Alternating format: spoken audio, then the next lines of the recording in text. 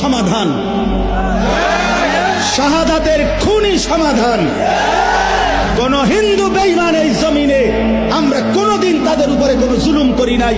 বাংলাদেশের জমিনে আবহমান কাল ধরে হিন্দুরা আমাদের সাথে শান্তিপূর্ণভাবে অবস্থান করছে, কারো উপরে আমরা জুলুম করি নাই।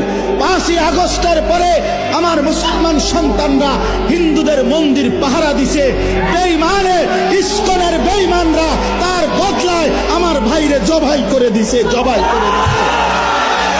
এই ছিল মন্দির পাহারার বিনিময়? এই কি ছিল বিনিময়?